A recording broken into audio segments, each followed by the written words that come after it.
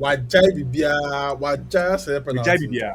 Ajaye Jai Wajai Bibia. What it means is Wajai that the Bibia. Super Eagles are falling. We saw an eagle fall in Accra, but we didn't know why the eagle fell. And the word is complacency. That's what Oh, complacency can do how to can you be you. Yeah. complacent against DR Congo that just knocked out Cameroon? Then start to be complacent from beginning. Nigeria's problem stems from the difference between tournament football Right. and qualification football. One of the things about Brazilian youngsters, most often when the entire country is hyping a youngster in Brazil, they often don't get it wrong. Ancelotti said something really interesting about him, saying that with Esteval, he can safely say that Brazil have a guaranteed future. Now this is quite a bomb. Esteban will win the Champions League before Yamal. Hey, Yeah. what are you talking about? Credit to Norway. Erling Haaland had come under a lot of fire. Let's credit the coach and for a tactical point of view, to have Soler and have Haaland similar profiles and you play a 4-4-2 for it to work. Meaning one has to drop deep and become a supporting striker out the SS. I wouldn't choose Mbeumo in midfield. Anyway, in midfield over Shaka. Never. It's very interesting that nobody's mentioning Soboslai because Liverpool are not doing well, but he's been extremely good. Without Mbuemo, I think my use attack will be funny, honestly, because I'm not feeling Kunya, I'm not feeling Sesko yet. Welcome to Footy Center podcast series.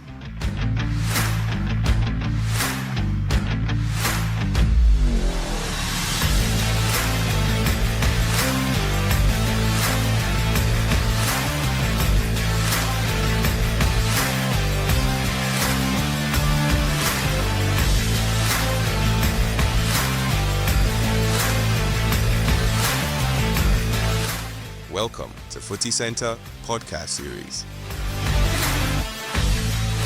Ladies and gentlemen, it's match day. Hello and welcome to another episode of FC Pizza Podcast with me, Theo. And thank you very much for, tuning in. I'm saying tuning in as if this is TV or radio. Thank you very much for joining us on YouTube, Apple Podcast, or Spotify, or wherever it is that you are catching us. This is myself, Thierry, and I'll be doing this with Sicho. Sicho, how are you doing? I'm great. How are you doing? I'm doing very well as well. I'm doing very well. Fantastic. And then I'll also be here with Ajo. Ajo, how's it going? Man, God's grace, we are fine. Fantastic. Your energy is down. I don't know why. Esteban has scored. Really? Esther Oh, has no, scored. maybe no, I'm okay. It is fine.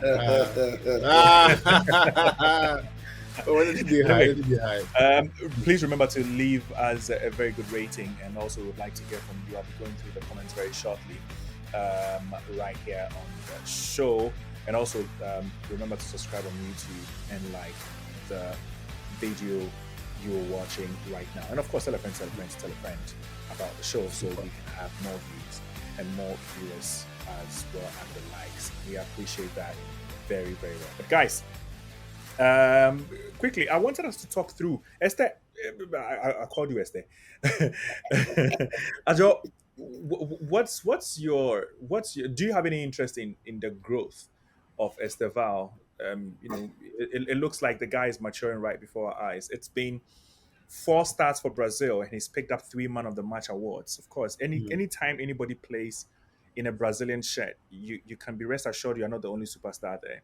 And for him to pick up 3 Man of the Match awards is very telling of his talent at 18 years. Plus, he keeps scoring. He scored in 4 international games so far. And the big boys were always lucky to have the world class coaches around them. And luckily for him, I'm not surprised he's a pastor's son. Luckily for him, his national team coach is Don Carlo. So easy Right. transition to adapt to life with balance with big boys. I'm very, very happy for him. Extremely happy for him that he has Don Carlo as his national team coach. I've not seen people talk about this that much, but when we have to give credit to anybody aside from Maresca, we have to throw some light on Don Carlo being his national team coach because he will manage him well. He will give him that confidence, the luxury to play attacking football as compared to what will be done at Chelsea with, extra tactical instructions. So I'm happy for him. He keeps on scoring goals. I was on different platforms where we're arguing between Yamal and Esteval. And for me, the ceiling is a very important word for me. And they are so similar in profile that you have to use what they do off the field to judge them. And I said, and I'll say it again, between Yamal and Esteval, what is going to be the difference is that one's off the field character is going to define whatever they do as footballers going forward. because Yamal has crazy PR because as he's at Barcelona, but don't underrate or underestimate the PR Esteval is what is gathering for himself. It's coming from all angles.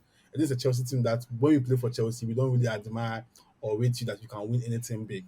So with the way the boy is going, if he keeps it up this way, What if what he, what I don't like though, Ajo, is that mm-mm. Chelsea fans are comparing him to Lamine Yamal and comparing him to Messi at this But age, it Ronaldo helps. at this No, age. for the Yamal comparison, it helps. Honestly, it helps because Why does it help? Yamal is there. If somebody is Right. second, like world best players, Ballon d'Or second. If that is his competition, if that is like somebody being compared to, means whatever Yamal do, it starts to do the same thing. So Yeah, that healthy yeah, competition but that's why will I be there. think it's unhealthy because So it's good. you never really know the personality of any human It's being. even What good for Esteval than Yam. It's even good for Esteval because Esteval has that social, likable character. Yamal in the media is not too good news. So when we yes. tell Barcelona fans, the Barcelona fans, nobody can downplay the talent of Yamal. But we've Yeah. seen on countless occasions that whenever he has an issue with a lady, he doesn't play well. And it's not just that; Doesn't it's also how he talks and everything. I mean, his exactly. I mean, personality how he is starts. different. But Yes. for So me, what I'm saying is, I think mm, you are making a different point. What I'm saying is, okay, the okay. comparison puts pressure on Esteval Mm, because Yamal has consistently done it at the top. Esteval is yeah, now arriving in Europe. He yeah, hasn't even played, apart from Liverpool, he hasn't played any top team so far. Maybe when mm, he played Chelsea at the Club World Cup. So yeah. far, he's done well in two And that's big where games my that he's played. see, and that's where Maresca comes in managing his game time, so taking the pressure off. As an Esteval, head of Esteval fan base or whatever, I'll be happy if he's playing week in week out. Says head of Esteval fan base. I'll be happy if he's playing week in week out. But I mean, as a pundit, as a football talker, you have to understand what Maresca is doing with him, managing his game time, so that the pressure won't be on him, and he's getting numbers from the bench. So imagine he Right. start getting games, and by the time he start playing games, he has already Mhm. adapted to the EPL, the pace and the physicality and everything. So for me, Charlie, we have a gem on our hands, and I've never seen any Chelsea player with anything. I did it for Jorginho. I did PR for that time. We were not really, really known, but we were doing it on school, on campuses for Jorginho. He won something big, and I mean, we'll do Right. first of all. I think he's a player for the future. Crazy, crazy. And one thing to end. Ancelotti Please, said something really interesting about him, saying that with Esteval, he can safely say that Brazil have a guaranteed future. And I thought that was those were big words coming from a big man about Esteval. But Sicho, what do you think of Esteval? In your opinion, if you've seen him play, what you've heard about him, what you've seen him do, what do you think about him as an 18-year-old and conquering what he's conquering? No, I mean he's an incredible talent. He's always been highly rated, even at the age of since the age of 13. Everybody yeah, in Messi Brazil Sino. started speaking very highly of him. They just saw the quality he had. And one of the things about Brazilian youngsters, most often when the entire country is hyping a youngster in Brazil, they often don't get it wrong. Because there's so Right. much talent in Brazil that for you to be a standard for the entire country to agree that you're the next gen, normally it doesn't go wrong. Of course, football is can be funny. We've seen a couple of players who have had an early hype and it hasn't gone, it's gone south. But there are many factors. But the genuine quality of those players are normally very true. And that was Estaval coming through the ranks, coming through the whole conversation about being the next big thing in Brazil. And I like the way he himself is very grounded, is very patient, never complains. I think he has his head in the game and is waiting to buy this time. But whenever he has an opportunity, however little it is, he makes the most of it. And Ajol mentions it. I like the way Enzo Maresca is managing him. But when he goes to the Brazilian national team, he's not new to the place because it's amongst countrymen. He's playing in front of home crowd most often. So you can get him into the game and there's no pressure like it would be for the money move that he made to Chelsea. So Chelsea are managing him well and it's helping Brazil in the way they are doing it because his confidence is being built over and over again. But yes, if you want to be an elite footballer, you should be, even at an early stage, be able to carry the pressure of being compared to the elite players on the block. And we saw Rooney, we saw Ronaldo, we saw Michael Owen, Right. we saw Lionel Messi. All of these players were young and they were being touted as the next big thing. Messi from the onset was compared to being the next Ronaldinho or the next Hmm. Maradona. He wore that badge really well. Ronaldo at a young age was said to be the next Eusebio or the heir apparent to Luis Figo. He wore that with honor. And we've seen Lamine Yamal now. Many people saying he's the next big thing for Barcelona. He's wearing that with an honor. He's got his air stress. If he can keep that in check, that is fine. Michael Owen was touted at a young age as the next big thing in England. He wore that with honor. Right after I know it 16 years. kills. Yeah, I know it kills some talents, but if you want to be elite, then you need to show that you've got a character to be able to wear that kind of pressure and then that badge. And I think Esteva has got that about him. So yeah, I'm not worried about the pressures around him. And if he can hit the very highest level, he's talented, and of course the sky is very much high and above where the sky is very much the ceiling that I know he can reach beyond that. All Yeah. right. If We somebody wish wants the Esteval champion, the very best. But let's talk about Esteva, Frank Lampard. Let's man, talk about Frank Lampard quickly, because man, of this, time. this is quite, nah, this is quite a bomb. Esteva will win the Champions League before Yamaldo. Hey, Yeah, what are you talking about? yeah, because when it comes to Chelsea and Barcelona, between Chelsea and Barcelona, Chelsea will win probably the Champions League again before Barcelona. Why? Why do I? Why do Why? you say Why? When Chelsea comes to they, Champions League, we they don't seem see. closer than Chelsea? So what have you seen that we No, no. haven't seen? In Champions League in recent time, they don't. I mean, with But how they they are were in the semi-final last season. Chelsea wasn't even in and the we're competition. not there. Yes, once we are there, we'll see who go far, and we'll see. It starts on 25th. Gauntlet thrown. Anyway, let's see what happens with Esteval. But let's move on straight from there. Let's do Frank Lampard, because Frank Lampard he caught my eye. I think 2 days ago I saw BBC post something on him when he won the Manager of the Month for the month Yeah, of October in the Championship, and his player Brandon Thomas Asante, who bears a yeah. Ghanaian name, also won the Player of the Month. And it's because in the month of October they played 6 games. He won 5 of the 6 games, scoring 18 goals, and Thomas Asante getting 6 of those goals. And he's actually still leading the championship after just one loss.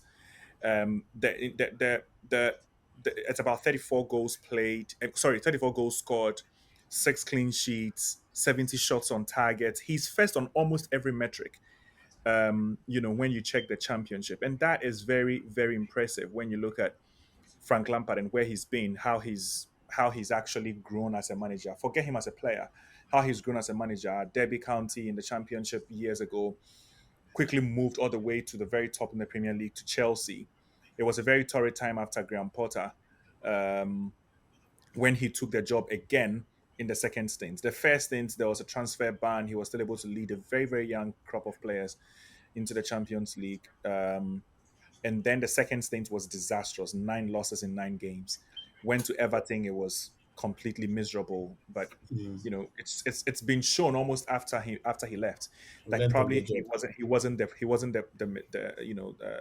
the biggest person to blame there, because it looks like it was a club in shambles. But guys, let me take your views quickly on Frank Lampard and his resurgence as a manager, or better still, proving himself, but yet still in the championship. I'll start with you, Sicho, this time.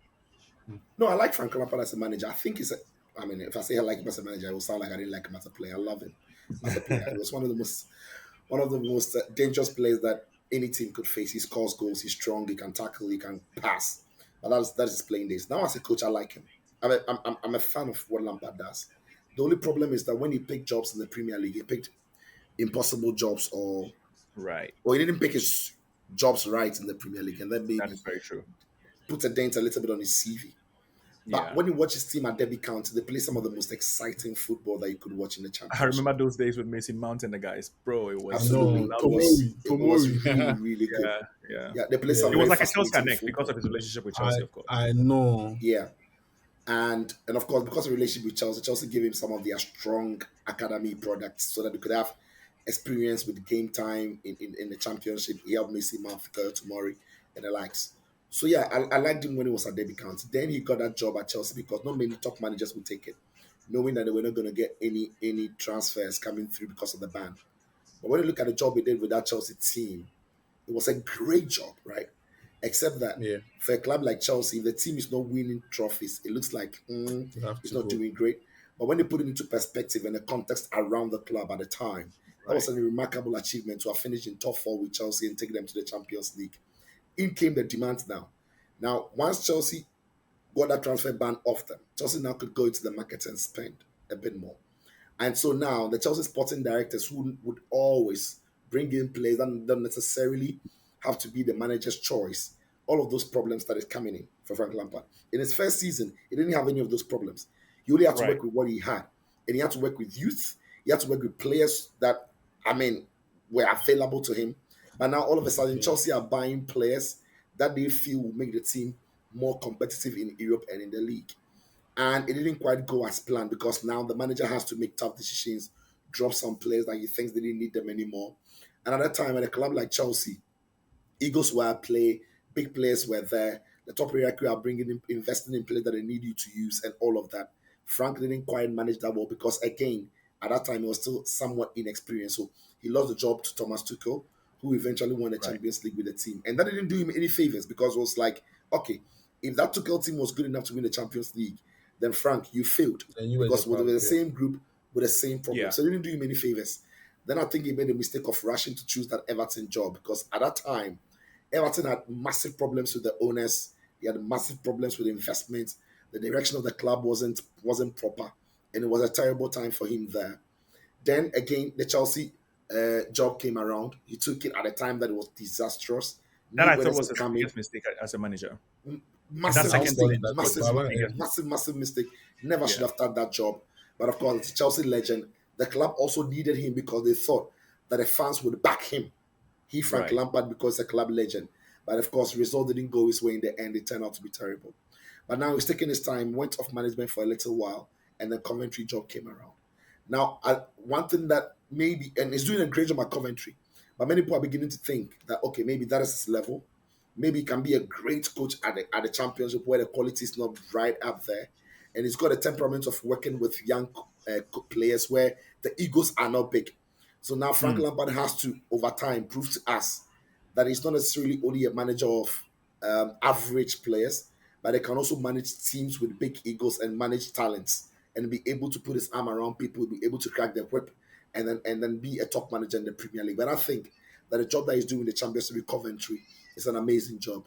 And if his last thing to the Premier League put any dent on his image, maybe he's slightly redeeming it by the job that he's doing with Coventry. So yeah, let's see how he wraps up the season, or he does in the remainder of the season with Coventry, and if he can earns promotion with them, which is increasingly looking likely, what he can turn that team into in the Premier League.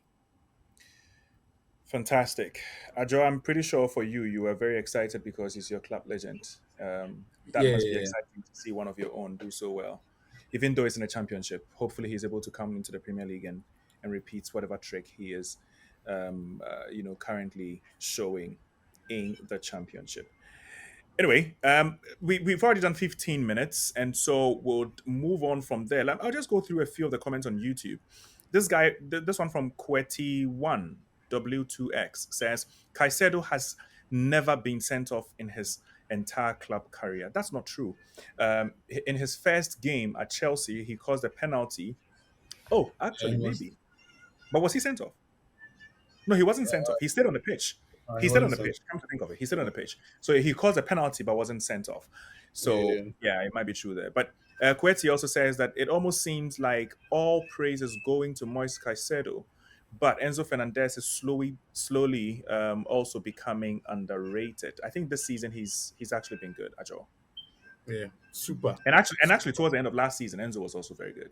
Yeah, and he So says he wants to win the Champions League this year. So let's see. we'll see. We'll see how he's able to do that. This one from Petersburg says that the sounds from the various speakers are overlapping. Maybe it was when we were having the technical issues in the previous episodes. This one also says that This one from Messi Dynamis Chanel says that the one I really like Ajo. Oh, Ajo, that's your crush coming back again, please.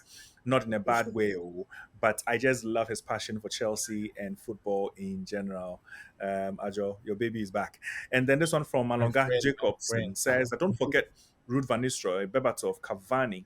I've forgotten what conversation that was. That was the strikers Man United had produced. We're looking at the team that had produced strikers. Oh, right. I think we're talking Yeah, about, yeah. Yeah. It was a lot of comments from those episodes. This one from Cuisine Team says that Sicho, your ta go 10 legendary soon.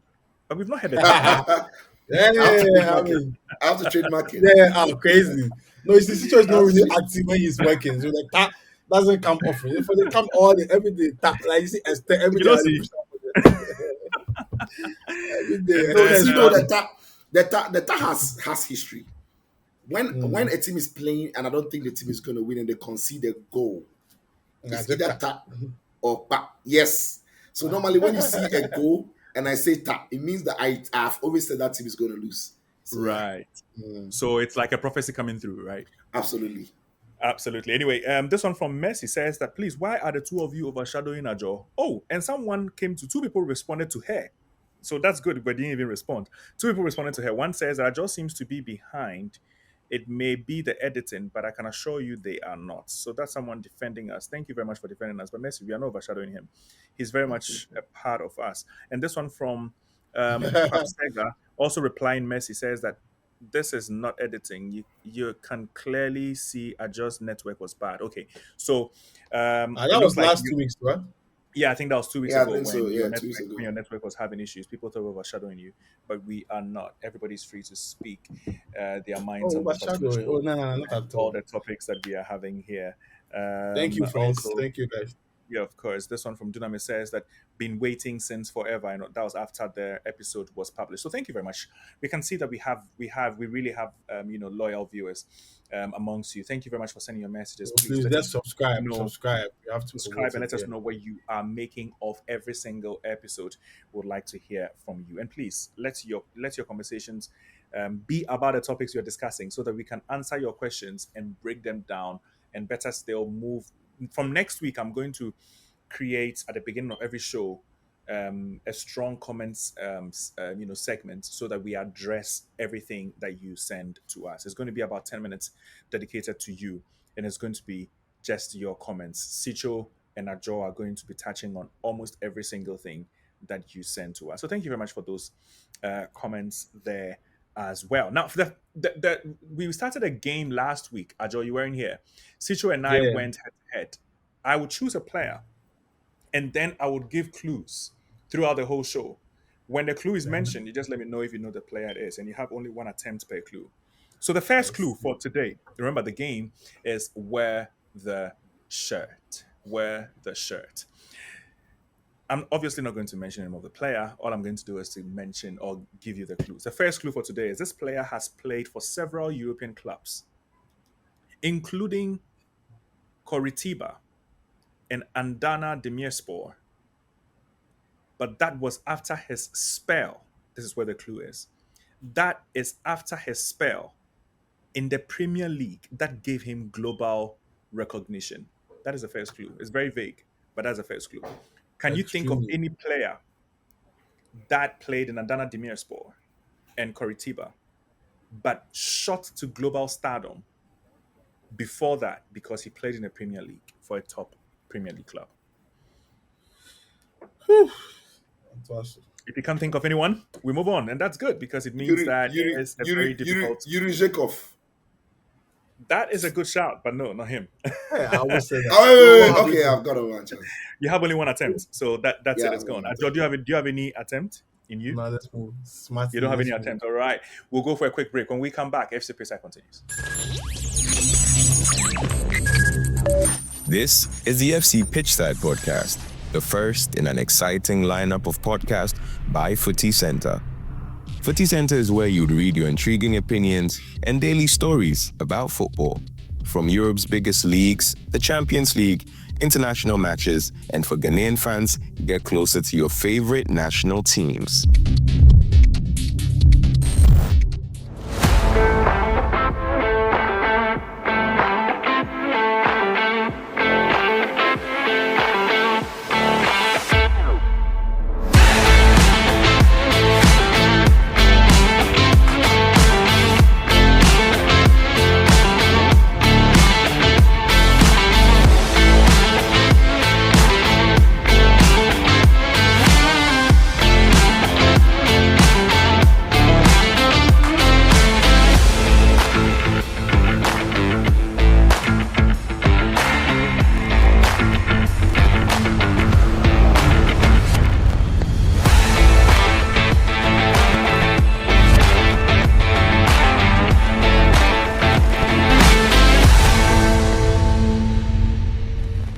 Welcome back to FC Pitchside Podcast. With me, Thierry Nyan, and of course, I'm here with Ajo and Sicho. We're moving on straight to our main conversations of the day, and we'll be starting with the we know the Black Stars played. We'll be looking at that, but unfortunately, it falls below in the pecking order when you're looking at the grand scheme of I was about saying seriousness, but competitive games. Nigeria played DR Congo in a World Cup qualifier playoff, and it's because in the course of the week Nigeria had played their first of the qualifiers, sorry, the playoffs, and DR Congo had also played. DR Congo knocked out Cameroon. Yeah. Nigeria knocked out who again? Gabon. Gabon, Gabon. Gabon. Nigeria knocked out Gabon, and it was an extra time victory over there. This time, another extra time, and it was still goal. Sorry, no goals in the extra time because of the 1-0 draw Draw, in the yeah. first half of the game, and it went to penalties. Nigeria missing their first two. DR Congo scoring their first, missing their second, scoring their third, making it even. And what it means is that it was going to go Tiebreaker. into sudden death at some point, and Ajayi missing very Wajai late. Bibia, Wajai say Ujai penalty. Bibia, Ajayi Jai Wajai Bibia. Bibia. What it means is Wajai that the Bibia. Super Eagles have fallen. We saw an eagle fall in Accra, but we didn't know why the eagle fell. Now we understand why that eagle. Now we understand why that eagle was even flying above Accra in the first place and why it fell.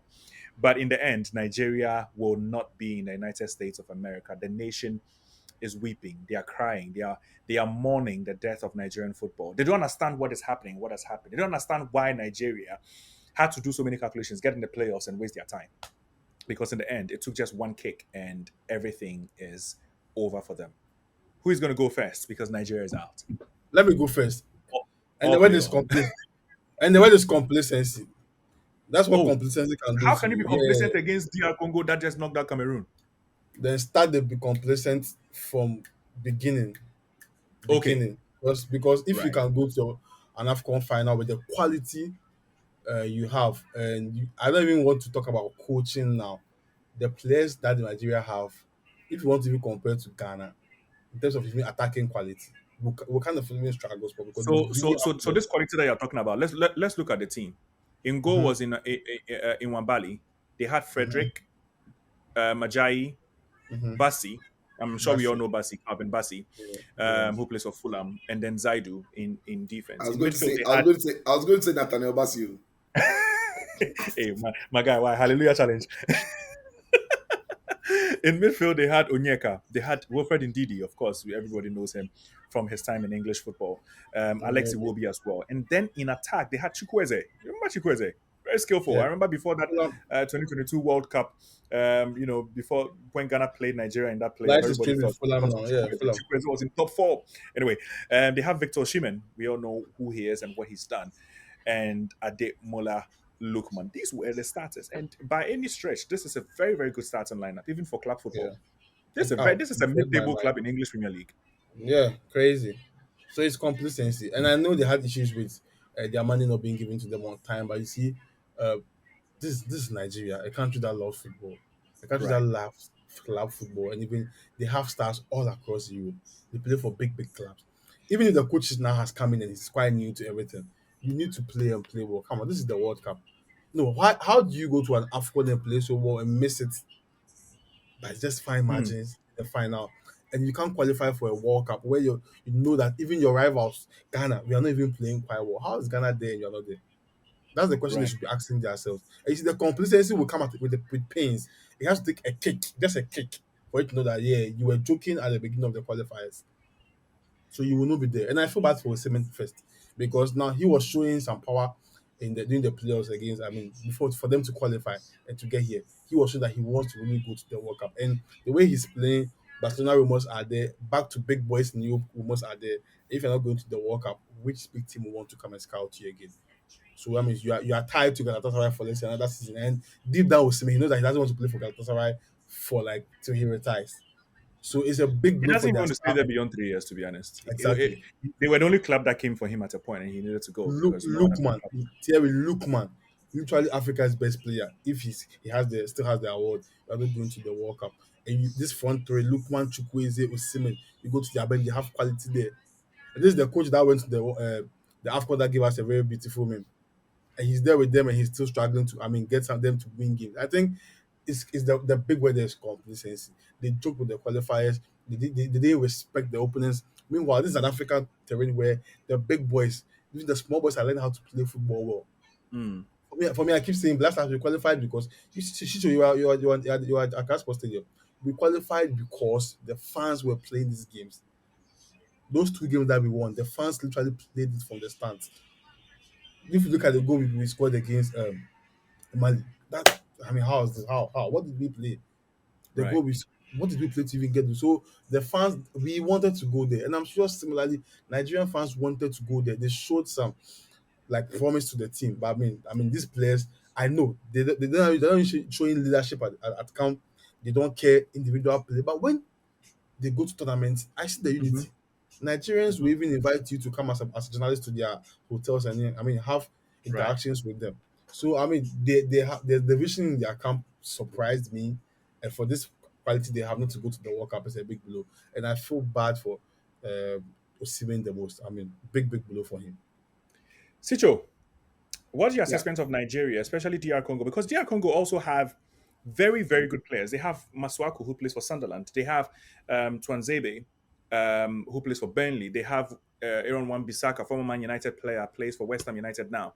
They have the chap who plays for Real Betis, Cedric Bakambu, they've got Akambu as Yeah, well. the Campbell, the They penalty have winner. really good players. So Juan DR Westa couldn't Congo, join the camp because of injury. Yeah. right. And DR Congo is a very, very good team, not to be underrated, not to be underestimated. So everybody knows that they obviously had a lot in their arsenal, to go against Cameroon and Nigeria. They've done it. No, yeah. I mean, Nigeria lost to DR Congo, who, in my opinion, out of the four teams that had made it into the playoffs on the continent, were the best out of the four. Looking at how they played in qualifiers, I think Nigeria's problem stems from the difference between tournament football Right. and qualification football. Right. Now, in tournament football, you've moved away from your home ground to a neutral venue. Mm-hmm. There are no home and aways. It's one game as a final, one game as a final. All the games are in silos. Now, Nigeria are good at that, right? So, but when it comes to qualification football, where you need your home and away, Nigeria doesn't necessarily, over the time, have a proper home record that Yeah. they can rely on. So when Ghana met Nigeria in those playoffs, where did Nigeria lose it or exit? It was in Yeah. Abuja. Mm-hmm. Yeah, 0-0 in Accra, zero yeah, zero in Kumasi, and then 1-1 we in won it. Abuja. Yeah, yeah, Now, when you look at Nigeria's qualification in the World Cup, look at the number of points they dropped at home. To be fair yeah, to Eric Chelle, since he took over the job, he's technically not lost a game. Technically, today's game was a draw. He has won Mm. all the games they've played and drawn this one, but they want to go exactly. all the way to penalties because they needed somebody to separate them. We needed something to separate them. And here's where I think Nigeria lost the ball. The way they started the qualifiers and the managerial changes that happened, it brought massive inconsistencies to the way the team was shaped up. The players they had called to camp, the way they wanted to play, and everything. Their home form didn't help. It was when Eric Chile came that he brought a bit of stability to the group. So when you look at it, since he took the job, is just about the same players that he's called to camp, just about the Okay. similar starting 11s that he's relied on, and the players are beginning to find some consistency. Unfortunately, they only came Mhm. short today because they played against a very, very good DRC team that has stuck together way longer than this Nigerian team has been together. So when you see that DRC team, you saw them at the AFCON, throughout the AFCON, the qualifiers, during the World Cup qualifiers. They are a very, very tight group. And so, yeah, I think Nigeria were unlucky today not to have gone through or some penalties when you lose. Sometimes it can be difficult in that manner. But I think Nigeria at the start of the qualifiers, it didn't help them. But they had to solve and in fact, if you go back to the AFCON, like the World Cup qualifiers again, in the one Mm-hmm. that they didn't qualify to Qatar, their Yeah. home form also wasn't good. On the road, they had to pick some difficult points to be able to qualify to the playoff that they played against Ghana and again lost at home. So if they can fix that, and all of that has come from massive infrastructure problems. Now, Nigerian football has its heartbeats in specific zones. Right. Nigeria, unfortunately, over time, have not been allowed to play in some stadia that normally would be difficult for The opponents to fans. travel to. But Yeah, right now yeah, they've had to play. You have to play in venues where it's like Ghana playing a game in Sekondi Takrady, because over Okay. time Ghana hasn't played there for so long. You don't know how the fans will react to the Black Stars there, but you know that in Accra and in Kumasi, for sure, the fans are different. In Abuja, you know the fans will be there for Nigeria most of the time, or most often than not, and many other places. So I think they need to figure that one out. And again, need to bring a lot more of consistency to their team. But yeah, they lost to the better team today. And good luck to DRC when they go to the intercontinental qualifications yeah. or Not done playoffs. for them yet. Yeah. Yeah. Yeah, yeah. It's not done for them yet, but let's see exactly what all of this is going to mean for DR Yeah, Congo. question. So before we continue, do we Right. feel Ghana will have qualified if we were to use this routine to the World Cup or this route to the World Um, Cup? I genuinely don't think so, and it's because of how we played. It's because of how we've played against the teams we've played against in recent times, and I discount Japan. I'm talking about the African competitions that we've come up against. It's not been the most convincing. Mm, We struggled a bit under Chris Hughting, and that's those struggles continued into Otoado's time, yeah. and people have had a lot of complaints, and I'm not even looking at the most recent draw. Was it against Comoros or Madagascar? One of them. Um, but there was a recent Comoros. The draw. last. No, we Was it won against Comoros? Comoros. No, Okay. yeah, So, so, Madagascar. so there Yeah. was a result that caused a lot of public uproar and all that. I'm not even talking about that. I'm talking about the entire series. We've not been convincing. This is not the typical kind of qualification smoothness that we've been used to when it comes to the Black Stars. And coming up against DR Congo, who seem like they are very hungry. I think anytime we play against Nigeria, I'm always very convinced that we can do it. I know, right? But if it's against hungry sides that have talent, that is where I think we are going to come short. And Yeah. that is what we saw on display in this particular series. Anyway, we'll move on from there. We wish DR Congo all the best going forward, and we hope to see them in the World Cup in the United States. But let's also turn our attentions to the other qualifying games. And I just want brief takes, 30 seconds if possible, on some of these teams. So you have to make your submissions very brief. But before we do that, I'm going to give you the second clue of Mm, the episode. So the second clue of this episode is mm. this player, his career was also affected by off-pitch issues, including a controversial incident at the club and an unhealthy obsession with McDonald's. Obsessive what? Addiction Since with you what? are out. Obsession. He was obsessed with McDonald's. With with McDonald's. McDonald's. I'm not out, Ajo. You have one chance for every clue. Yeah. So my chance So for the so first clue so was done. so, so Cicho Oh, can suggest again. You can In the also second clue, yeah, hey, McDonald's. obsession with one each. McDonald's. Beckham. Andrea Wrong. Shavin. Wrong. So Hey. both are wrong. Both are wrong. His career, like I said, was affected by off-pitch issues, including a controversial incident at a nightclub and an unhealthy obsession with McDonald's. But anyway, that particular clue is done. We'll come back. Whatever next answer you think you have, keep it in your head. We'll come back to McDonald's. it very, very shortly. Now let's look at the European qualifiers for the World Cup, because what happened is that now Norway and Italy have to go head to head, and Italy have to beat Norway by 9 goals to nil to get automatic qualification to the World Cup, because Erling Haaland has stolen the show in that group, scoring goals for fun for Norway, and Norway are on the brink of a first World Cup qualification after decades of missing out. Guys, are you really impressed by Norway, or you think Italy have I just think not played well in that I group? think they've actually qualified. I mean, they've Oh, beaten they Italy have by now. 3 goals to one. They've Italy, qualified, yeah. yeah. Oh, They And beat Italy. right. fantastic Erling quality. Haaland, Yeah. yeah, massive. Erling Haaland Gattuso. look. Gattuso. They finished. No, no, Gattuso no, no, made no, comments. no. Gattuso before this game made comments that I was extremely saddened by.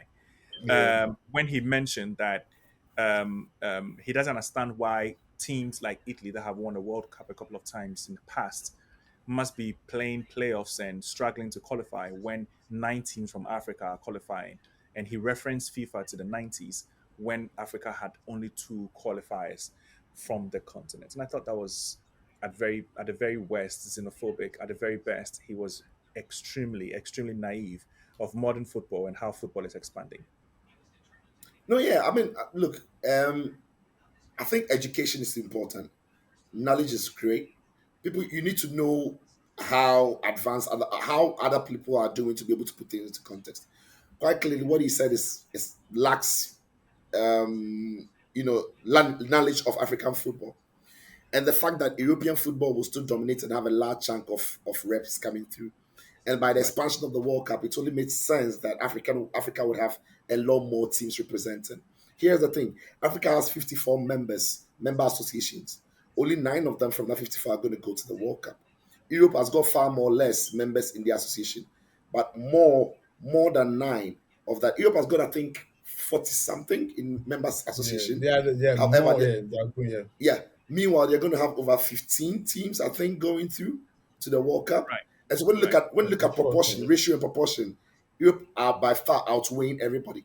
But the one continent that outweighs everybody will be South America, because South Mm-hmm. America have got 11 teams playing the qualifiers, and they've got about 12 teams playing the qualifiers.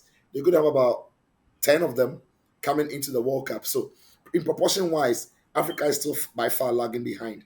And so, Right. I'm not sure if I got my numbers right with South America or Europe, but the fact still remains that when you work the proportion and the ratio, Africa is still lagging behind in terms of fair representation at the competition. So yeah, I think I still like that. But again, credit to Norway. Erling Haaland had come under a lot of fire.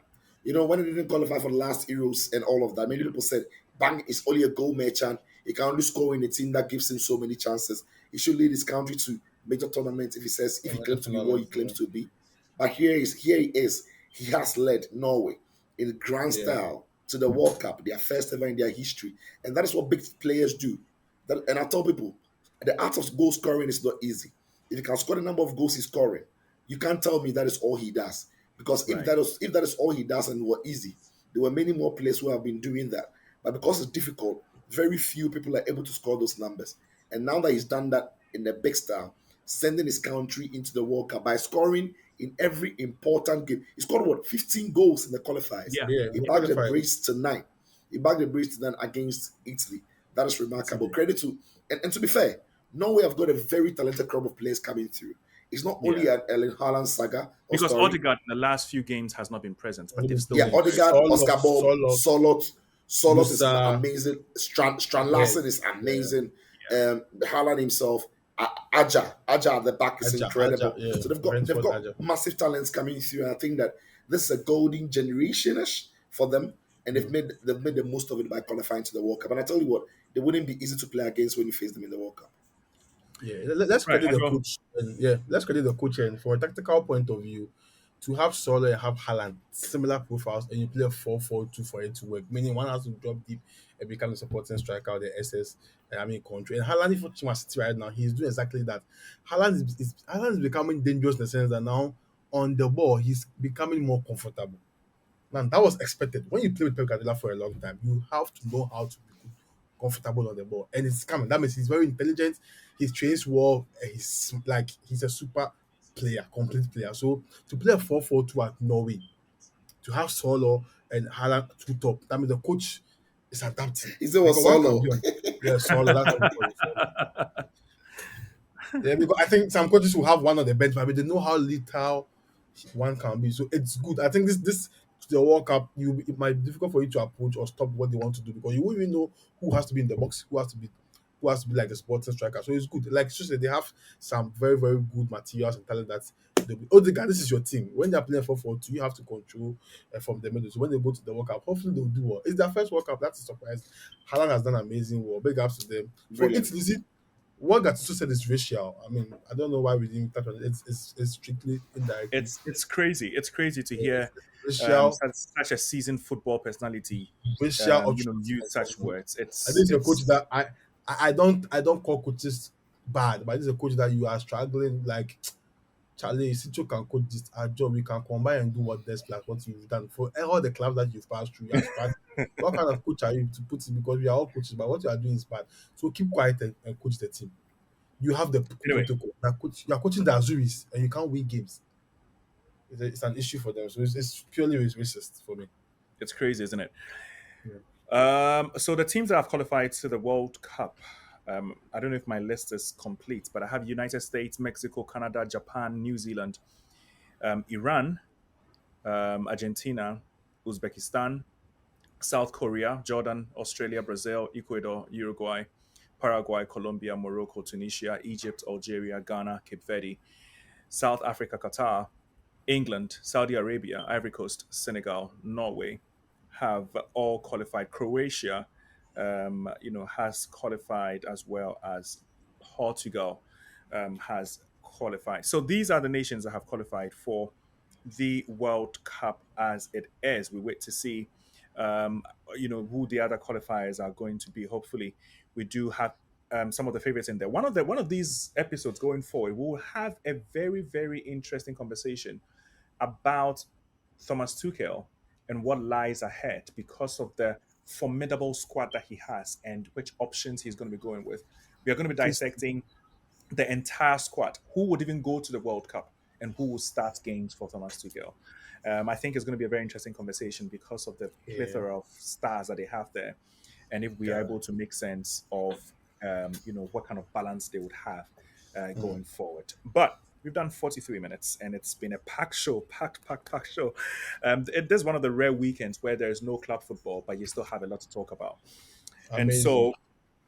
so guys, I don't know if you guys are ready for our last conversation, which should be the Premier League 11 drafts, the best 11 drafts that we have so far this season. We've played about 3 months of it, I think 11 games so far. And with 11 Yeah. games that have been played, we want to know who the best players in each position to us is. And then in the last few minutes of this particular segment, we'll combine all the players into one 11. That is going to be the FC Side Podcast 11 draft for the season so far. But before we do that, also to let you know that earlier today, Hakimi, Mohamed Salah, and Victor Osimhen have been confirmed the final three for the African Best Player award. So one of them is going to take it. I think is going to be Hakimi. Hakimi, just for There's the no mere competition. fact. Yeah, Yeah. just for the mere fact of winning the Champions League, being part of a historic PSG team that also won the league. Mohamed Salah was in with a very good shot. A lot of people tipped him for the Ballon d'Or, but simply because he Yeah. couldn't get into the latter stages of the Champions League, even though he won the PSG. Mohamed Kudus, we are waiting for you. You can be there very soon. You So have to far, he's start not playing well playing. He's my in friend, but big games. we need Mohamed to be Kudus, fair. He's all so of far us he's will not feel playing him. like a guy that can win the African Best Player. We- We know that it's not. And Challenge. again, I think one of the decisions that will go against him is his decision, and this is a hot take. People might come for me, but I'll still say it. One of the things that would go against him is his decision to choose Tottenham Hotspur. And the reason I say this is because historically we've realized that all the best players in from Africa, you need to do two times what the Europeans are doing to be mentioned globally. And to do that, it doesn't mean you're not doing it in your club, but sometimes you are doing it but not recognized. Imagine what Antoine Semenyo has been doing for Bournemouth. If Semenyo was doing that for Liverpool, it won't be just Ghanaians talking about him. It's going to be a global conversation. And I know. unfortunately for Kudus, he's gone into a team that is Tottenham Hotspur that is not known for winning trophies. That's one. And two, Kudus himself doesn't score as many goals. And three, Spurs are now trying to rebuild under Thomas Frank. And depending on how the rebuild is going to go and how long it's going to take, this might be a very, very long road for Kudu. So it's a lot of factors that I feel could go against him. But anyway, the Premier League 11 draft. Let's start with the goalkeepers, guys. Let's start with the goalkeepers, and I'll do as much as possible to be typing while you guys mention the names. So let's start with Sicho. Sicho, who's your best goalkeeper so far? Actually, what Wait, formation are we going with? Is it 4 2 it's 3 1 4 3 3? it's no wait, Yeah. wait. What's Would I your just give favorite? his entire 11 and I give mine on, and then we agree on both, or we give it one after the other, position by position? Okay, so I think let's do the entire 11. Let's do the entire Yeah, 11. yeah. Let's do the entire 11. I think that would be good for us. Let's do the entire 11. So, Mm. Sicho, let's start with you. Or Ajo, let's whoever wants to go first. No, I can go All first. right. It shouldn't be an issue. All right. Okay. So I picked my team was a 4-3-3 team, and Okay. then so Gigi Donnarumma is in my goal post. Oh, Um, Yeah. Interesting. Then they started season with City, but the kind of saves he's making, like proper good. I know many will say Raya. Raya doesn't make saves. He doesn't even concede shots. Right. So I don't think that makes him my best goalkeeper in terms of. Now at the back, my right back is Arsenal's Timber. He's been massive Right. and impressive. Okay. Brighton's Van Hecker has been massive for me as well. Mm. So he's in centre back alongside Arsenal's Gabriel. I know people straight away think about Saliba and Gabriel, but Saliba has missed a lot of games, and Arsenal haven't missed the when he's lost the games. The young boy So, has slotted in. Mosquera has slotted in without any too many Mascatella, problems. Mascatella, yeah. Yeah. Gabriel is the real deal for me at the back for Arsenal. And then there's Cucurella on left back. It was close between Calafiori and Cucurella, but I think Cucurella edges him. 1v1 defending is brilliant. Inverting it to midfield is superb. Ends up in the box as well. My midfield three is Declan Rice of Arsenal, brilliant. Moise Caicedo of Chelsea, superb. And then Granit Xhaka of Sunderland. What an incredible start of the season those three midfielders are having. Then my front three, though, is Antoine Semenyo of Bournemouth. Had a very strong season. Erling Haaland, obviously, Premier League top goal scorer. And then Brandon Burmo for his sheer consistency when he's playing Man United, whether he scores or not, attacking wise, he's been consistent. So yeah, that'll be my 4-3-3 and my team. right. So Ajo, Donnarumma, let's hear Timber, you. Van Hecke, Gabriel, Kukurea, Rice, Caicedo, Shaka, Semenyo, Haaland, Brandon Burmo. Brian Mbuemo. Okay. Also, Ajo, let's hear yours. What's your yeah, 11? I'll go for Raya in post. I mean, for me, Okay. obvious, no debate there. Right back, I'll go for Timber as well. Timber. So I keep on saying if he's injured, Arsenal are not going to win the league. I'll left back. I'll go for Cucurella to 4 and 5. Delete and Gabriel. Delete and Gabriel. Midfield. I'll go for Caicedo, Enzo. Sorry, Enzo. Caicedo, Declan Rice. Caicedo, Declan Rice. Number 10. I'll go for Mbuemo. I'll play him at number 10. Mbuemo as number 10. Even though, I mean, he's playing quite central this season, so I want to put him on the in central areas too because he's playing a double 10 formation. So single 10 for me, Mbuemo. Right wing, right wing, right wing, right wing. I'll do Saka. I'll do Saka anytime he plays before his impact in the game. On the left wing, I'll go for not Mitoma. I'll go for um, Doku. I like what Doku is doing so far this season. And number 9, I'll go for Haaland. Please go over your list again for me. So you So started with Raya, Haaland, Timber. Raya Timber, left back Cucurella, 4 and 5, Martin, the late Gabriel, Mike Caicedo and Declan Rice, Buemo in central areas for number 10. Right wing, I went for right wing, I went for who? Saka. I think you went Saka. for Saka. You Saka, had Saka. Mbuemo, you had Doku, and you Yeah, had Haaland. yeah, Haaland, yeah, yeah.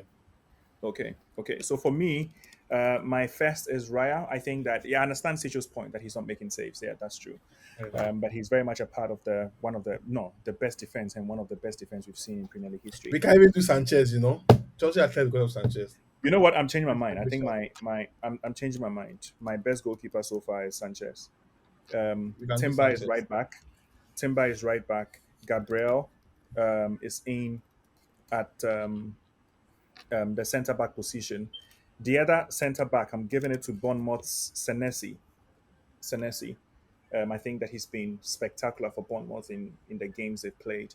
I understand the Saliba, I understand the Delete, I understand some of the big shouts in there, but some of these smaller teams are doing brilliant work as well. Cucurella, obviously, um, has been really, really important, quietly doing his work. He's not scoring the goals for Chelsea, but he's quietly been part of the very stable defense they have this season. Caicedo sitting in number 6 for me.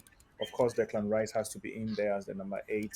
The right wing, I'm not going for Saka. It was interesting when I heard Ajo mentioned Saka because Saka missed some games and hasn't Yeah, but missed when anything he's there, himself. I like it when Arsenal makes a key player when he returns and he's just firing. And I want that to help them I, win. I didn't think Arsenal even missed him when he was out because there was Madueke, and when Madueke left was when he also came back. Madueke is not productive. Yeah, but I mean, he still gave them the attacking efficiency they needed. He was still, but anyway, and I respect your decision for for Saka. I would go for the right wing. I'll go for Mbumo. I think that Mbumo has been extremely good for Manchester United.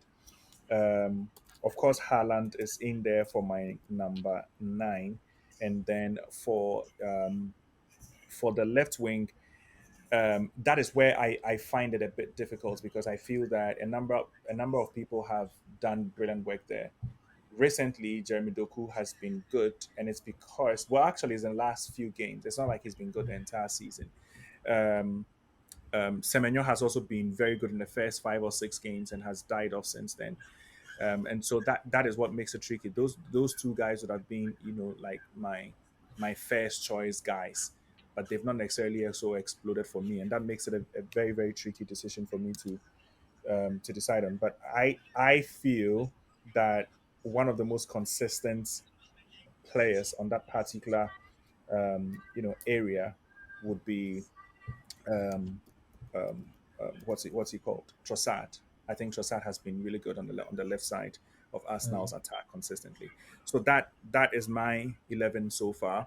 No, Um, you left one player in the middle of the park. And number I 10? did. I mentioned and number 10. You Oh, mentioned Casado and Rice, but there's one player I missing. didn't think through a number 10. My goodness. It doesn't have to be a number Number 10. 10? It could be a flat 4-3-3. I It could mean, be, Yeah. yeah, right. Which other midfielder? Oh my god. Reinders started well and tailed. Um, this is crazy. I'm gonna give. I know he's played in several different positions, but I'm gonna give it to Soboslai. Um, I think that All he's right. been really good for Liverpool. Without him, sometimes they lose the balance. So Soboslai will be there in that midfield All right. position All right. So for pass. for me. So yeah, so this is what we came up with individually. Now let's agree on each position, and hopefully we can do this in 5 minutes. So who do we agree on to be the midfield at the goalkeeper? So far is Raya and Donnarumma.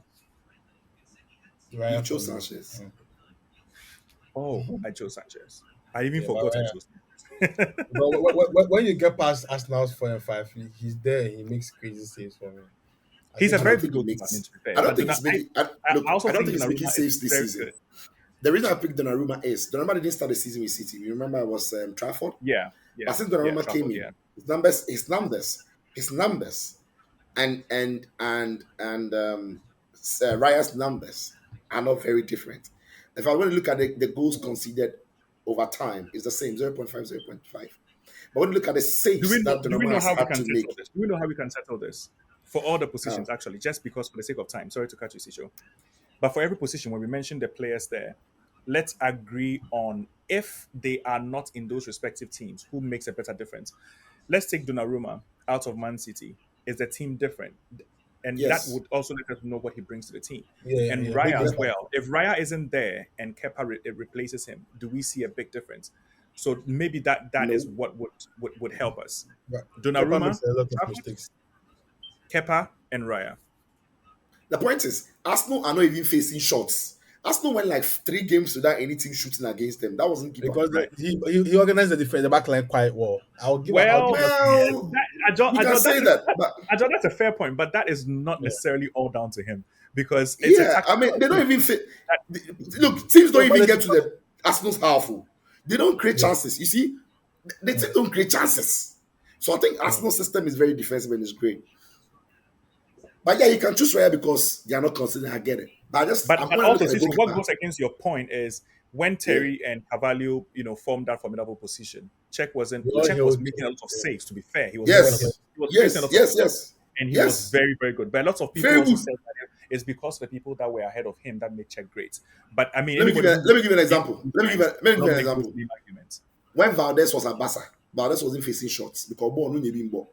Now your ball shot. Right. It's Right. this No, even though nobody Arsenal tells are him not. he's the best goalkeeper in the world, even though his team was winning. I think Raya is good. I just don't think that. Look, the goal that this guy Broby scored. Right. If Arsenal are not kept the number of clean they are kept, everybody will blame the goalkeeper. Why? He wasn't fast off his line and he wasn't brave, right? And Right. they consider that goal was 2-2. Yeah. But yeah, Yeah. he's been good. But I I I just I, I just I pin it to him though. I pin it to Raya. That goal. yeah, To be fair, yeah. I I feel he mean, didn't come in that Donnarumma has game. been Anyway, so I'm I the only just one, so and I feel maybe I need to make that decision now. So because okay, I'm over the to only you. one who didn't go for either Raya or Donnarumma, and I choose Donnarumma for that. I think that Donnarumma has made a bigger difference at Man City. Before he came to Man City, they were dropping points. After he came, Okay. they become a more stable team. So let's go with Donnarumma. No, Who will be a right back? I think the right back has been Timber everywhere, obvious. so we go with Timber, Timber. The left back The has only been reason Cucurella everywhere, so we settle with Cucurella. Ugu. yeah. Declan Rice and Caicedo are the two No, center backs. midfielders Center that, backs. yeah, I'll get there. Center I'm just backs. choosing the Okay. ones that flow through Ah, all our okay, list. okay. Haaland is in every team, so we Mm, settle on him as well. And then we have Imbumo in everybody's team as well. Now let's go to the two centre backs. Actually, Gabriel is in everybody's team, so Gabriel is also yeah. automatic. So in this case, we have Donnarumma, we have Timber, Yeah. Cucurella, Gabriel in Donnarumma. defense. Who is the next best centre back between Delict, Van Hecke, Senesi? Well, for me, delete. I just after the game against Spurs, I tweeted that he's currently the best centre back in the league. Because Is it if is you it just move, because of that game though, Ajo? Because no, it's no, just one game. because throughout the season he has been playing well. We just don't talk about him because probably his PR is down now and he's now Right, regaining some consistency. But right. if you move Saliba away from us now, I think if you can we put Saliba in this team at United and can he do wonders for them? I would say no. The partnership with Gabriel complements him a lot, so he's okay. I feel like Gabriel is Arsenal's best centre back, and he's the best centre back in the league. But what the league is doing with United this season, chewing every grass, cutting everybody off, playing with passion, and feeling the Ajax captaincy delete again. I think he's playing so well, and now he plays as a CCB and also a right centre back, which is incredible. So big ups to him. I want all football talkers to realize that he's playing quite well this season, and let's give him that praise out. So For that's me, so that's for you and Delete. yeah. Sicho, do you agree with the Delete submission? Because you mentioned Van Hecke for Brighton. Well, I yeah, went I with think I Senesi just for Bournemouth. say again. I went with Senesi for Bournemouth. He's been fabulous for Bournemouth. Held No, I Bournemouth think to play really well, really, really well. yeah. No, I think Ajo makes a very good point with delete. I, and I think I'm beginning to agree with him because okay, when you look at the way Man United defense as a unit, it's not great. Right. But when you look at delete's individual battles when he takes them, he's been good at it. And because we are choosing individuals and not necessarily what the collective does, I think I would agree that delete has been a standout centre back. I chose Van Hecke because of how important he is to the way Bournemouth have played and how Right. good he's been for them in defensively. But I think Ajo Brighton, has yeah. made a very good point for delete. For Brighton. I think Ajo has made a very good point for delete, yeah. I get why Ajo So would we choose go with delete. Delete. All right. Now we have two more positions to fill. We have the right wing and the left wing. Oh no, Imbuemo could play in the right wing, but I mean, let's just say he plays as a number 10. So in this case, we have the right wing and the left wing to choose. I wouldn't choose Mbeumo in midfield. Anyway, in midfield over Shaka. Never. I think Shaka has been So the best. Square flat, I th- yeah, I think Shaka has square been flat one is of the okay. You yeah. mean What Granit is Xhaka? doing You mean Granit Xhaka, Granit not Shaka? Yeah, okay, okay. not Shaka, not Saka. Right. Shaka, Granit Shaka. In the middle of the park for me, I don't think I won't pick Mbeumo or anyone else in that midfield ahead of him. I think as for Rice and Caicedo, we are talking about who is better than who because the two they are there. Right. But people are losing sight of what Sunderland's midfielders look like with that their captain, Granit Shaka. I know, It's been I brilliant. know. So So yeah, for so me, yeah, I I just well, think Ajo, what do you say to that? Because I genuinely agree. I think that Yeah, the next it's midfielder that needs to be chosen is Xhaka because again, we are looking at who is on making the paperwork. On most points paperwork, this that season. means Citro's team won't have a traditional number 10. That means that it has instructional flat three, which is not bad. look, Yeah, I But mean, we if are you picking we are picking mind a you, team we're like not Fifth building the Pro. ultimate team. We're not building an Yes, we are ultimate picking team. Fifth Pro can even play CR7 and Messi. Yeah, I yeah, know, I yeah, know. We are But putting with the that, players. I yeah. mean, We're not building Mbeumo an has also ultimate been team. We're not building a team that will with, conquer the best in league. without Yeah, Mbeumo, I think Marius attack will be fun, honestly, because I'm not feeling Cunha, I'm not feeling Sesko yet. I think Cunha has Mbeumo, been really decent, but it's just that he's not had the output. Just like in Yeah. Madueke's, issue. you're an attacker. Madueke's For me, I'll rate you with productivity. So, but I'll make a big shout for Shaka. I think I like what he's doing in the midfield. It's very interesting that nobody's mentioning Soboslai because Liverpool are not doing well, but he's been extremely good. He's been the most Yes. consistent Liverpool No, it's player good. No, no, it's entire good. season. When it's good. The It's good. entire They should season. all go out. When they play well, everybody's in their is in their fifth promise level. So when they're not playing well, we should just put all Last those other player, people. last player. So we agree on Granit Xhaka Yeah, um, as it is. So who is the next player then? I think the Doku The side. last winger. It's between Semenyo, Doku, Trossard and Doku. Trossard. And I'll pick the Ghanaian. I'll pick the Ghanaian. He's playing for Bournemouth. He's taking more responsibility. He started Even I though fine would he's not well. generally pick him scoring. over. I would generally pick him over Jeremy Doku though, and I maybe don't want some. funny that's Yeah, happening. He started well. Doku didn't Yeah, really start but well. the And it has last four swapped. games he's It been has swapped. terrible. Yeah, it has swapped. The So last four games fairly a balance. So yeah, he's not been productive, and it's the same with Doku. Doku didn't start well, but now he's been exactly, good in the last 5 games. So it's exactly. like they but swapped their productivity. yeah, but Semenyo's stats gave him better numbers than Doku's recent Oh Yeah, yeah, research. of course. I Doku think has I So got would just one. agree. so Semenyo has been Let's be more honest. more productive when he's been on form, Productive. Yeah, I and think I'll Doku go has with that. shown Yeah, a I little can bit of agree. that when he's been on form. So I Right, would choose. And it's not easy to be the absolutely. second top goal scorer in the Premier League. I mean, yeah. Oh no, of course it's not easy. Of course it's not easy. Anyway, so what this means is that at Jaw's team, the only three names that didn't make our combined 11 is Raya, Saka, and Doku. For Sicho, the players that didn't make your team, actually, Sicho had the best Van turnout Hecke. because Sicho's No, Van Hecke didn't Sicho's make my 11 team. is our 11. Oh, actually, Vaneka, No, Vaneka.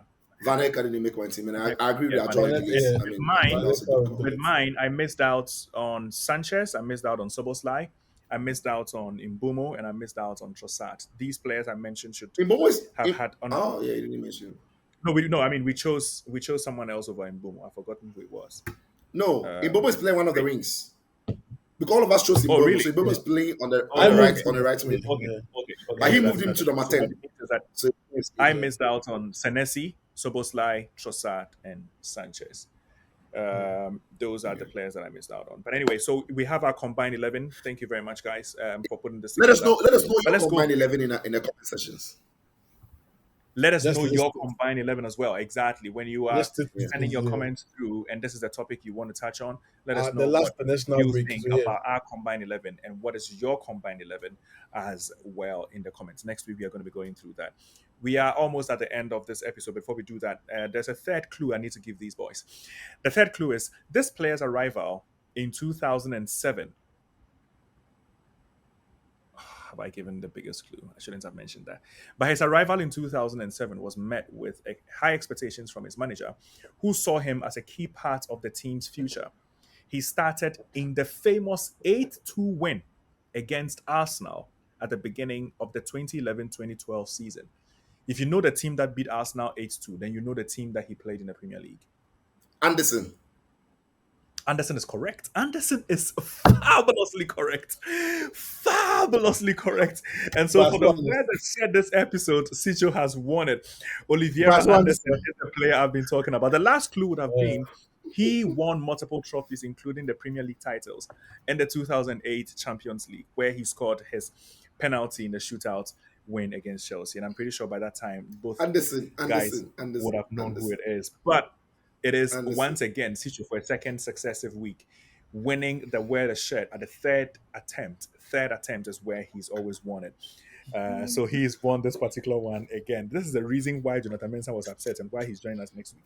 He says he didn't understand why you were winning the quiz and you were winning the clues, but he's going to be back, and we wait for him to join You us should come next back. week. You should come back and commentate the defeat. You should come back. He's definitely going to come back. He's definitely going to come back. But guys, let's look at before we go.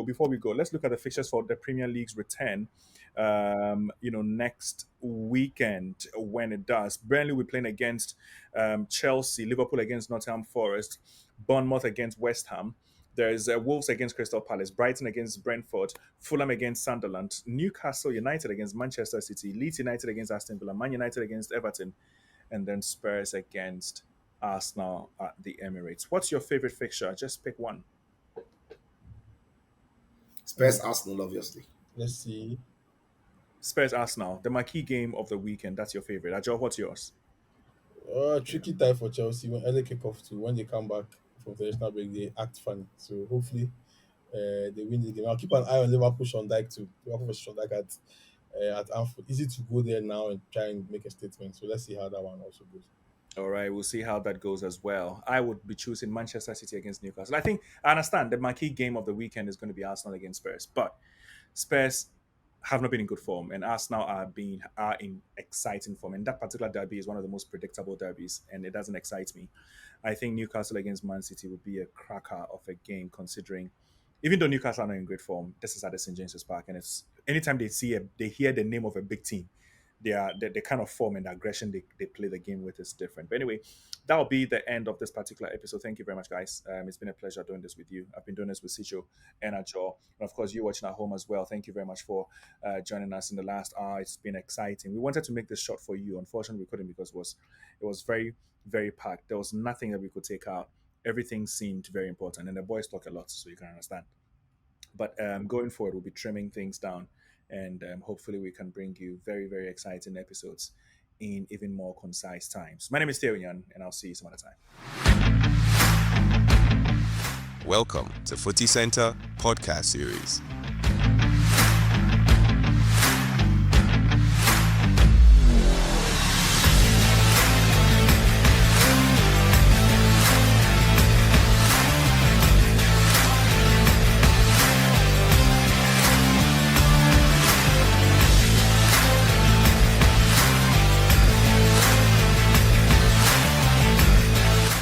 Welcome to Footy Center Podcast Series.